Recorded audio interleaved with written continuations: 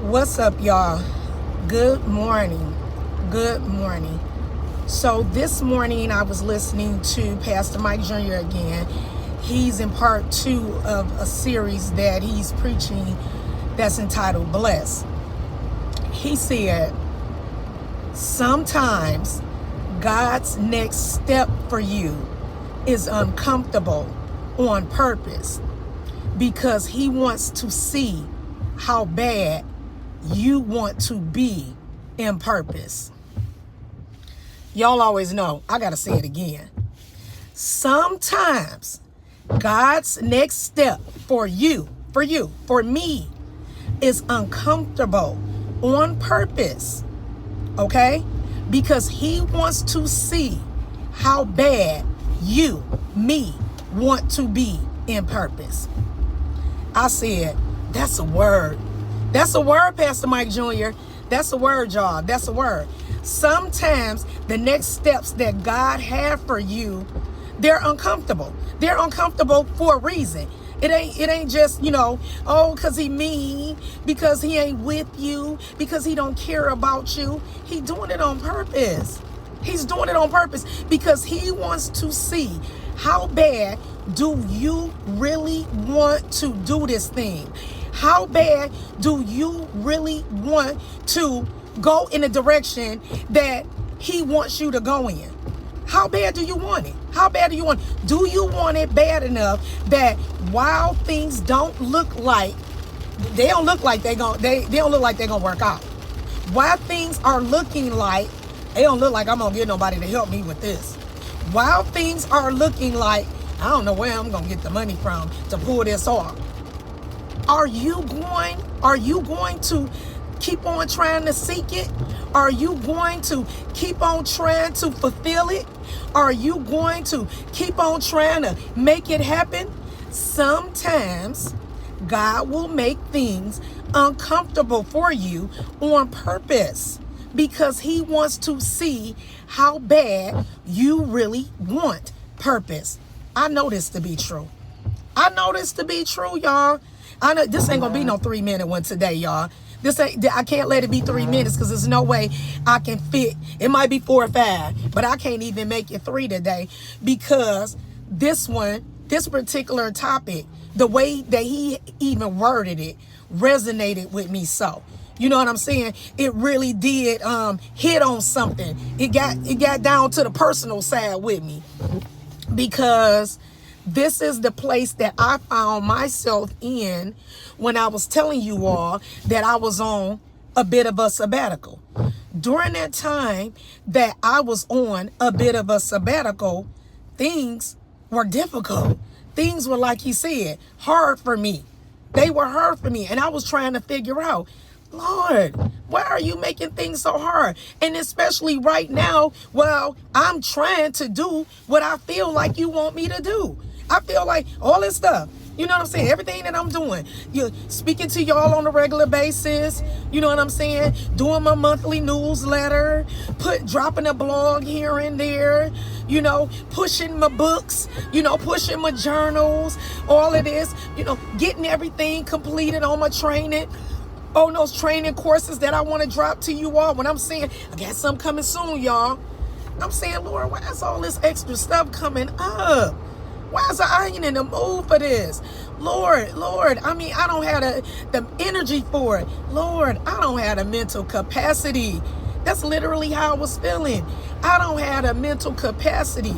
So before I knew it, y'all, I fell into a depression.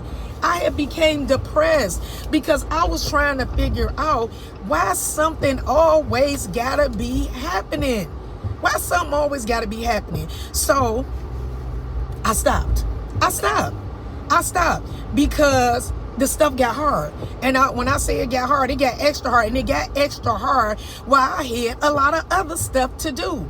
A lot of other stuff that didn't seem like it had anything to do with me pursuing my purpose, but those things were just as important as pursuing my purpose was. Those things were immediate. You see what I'm saying? As far as taking care of my grandma, That was an immediate right now situation. As far as helping my son to raise my grandkids, that was an immediate right now situation. As far as dealing with the emotions that I was going through while I was going through a breakup, those were things that was going on right now that were immediate situations that were stopping, or that seemed to be stopping and blocking me from pursuing my purpose. They were making it hard, y'all. They were making it hard. So much so that it was making me down. It started to make me down. It started to make me depressed, because like he just said, God will make things hard for you on purpose so he can see how bad that you want purpose. How bad do you want this purpose? So while I was going through that, I was stumbling and fumbling on around, y'all. I ain't lying. I was stumbling and fumbling on around, trying to figure out how I was going to pick this back up, how I was going to move forward, how I was going to continue on the mission, the course that God has set me on. And y'all, being for real, I had no idea how. I really didn't. I had no idea how. All I knew is that he kept on speaking to me. He kept on coming at me, kept on getting at me and saying to me, is you going to do something today? Is you going to do something today? Are you going to write something today? Are you going to talk to them about something today? And I was saying back to him, I don't got nothing to talk to them about. I don't feel like talking to them about nothing. I'm not feeling on fire for it the way I was feeling on fire for it before. You had me really on fire for it, Lord, and now I'm not feeling on fire for it. I mean, basically, I was feeling like he did this. You know, just being for real. I'm telling y'all the real, what I was dealing with. I was feeling like, you keep on coming at me. You keep on talking to me about doing this. You know what I'm saying? You keep on reminding me that you have a platform. You keep on reminding me that there's people out there that's wondering where you at. But when I was doing this, I constantly kept saying to you, Lord, speak to me and speak through me. And it don't seem like you speaking to me so you can give me a message that's coming through me to give to them. So I don't know really what you want to do or what you want me to do.